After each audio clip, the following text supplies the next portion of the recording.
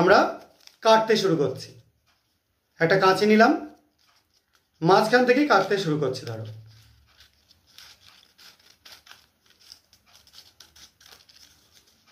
আমি এই দাগ বরাবরই কাটছি যাতে তোমাদের বোঝাতে সুবিধা হয়।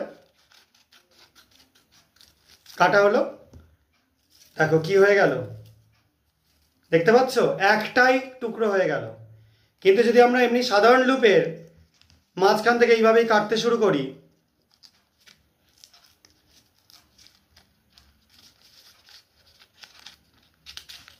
তাহলে কি হয় দেখো,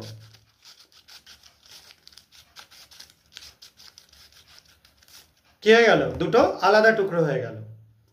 তার মানে মোবিয়াস লুপ যদি আমরা তৈরি করি, তাহলে ধরো এইটাকেও যদি আমরা মাঝখান থেকে কাটতে থাকি না, তাও এটা কাটা একটু শক্ত ব্যাপার। আমি তাও তোমাদেরকে কেটে দেখানোর চেষ্টা করছি। দেখো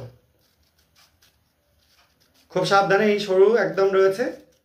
তোমরা যদি তৈরি করো এরকমভাবেই সাবধানে কাটবে, এবং দারুণ মজার একটা জিনিস তোমরা তৈরি করে ফেলতে পারবে এইভাবেই। দেখো মাঝখান থেকে কাটা হচ্ছে,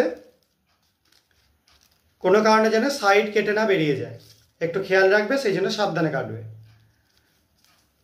দেখো পুরো মাঝ বরাবর আমরা কেটে দিচ্ছি লুপটাকে।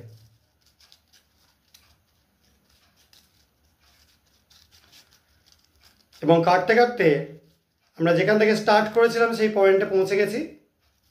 এবার দেখো আর একটা মজার জিনিস ঘটলো। কি, একটা লুপের মধ্যে অন্য একটা লুপকে তোমরা পেঁচানো অবস্থায় দেখতে পাচ্ছ। দারুণ সুন্দর মজার জিনিস। দেখো একটা গিট তৈরি হয়ে গেছে, ঠিক আছে?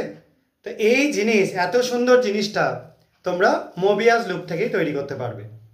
আর মোবিয়াস লুপ কি সরু করো কি মোটা করো, যেভাবেই তৈরি করো না কেন, আরামসে করতে পারা যায়। এরকম একটা সরু স্ট্রিপ দিয়েও মোবিয়াস লুপ তৈরি করতে পারবে, ঠিক আছে?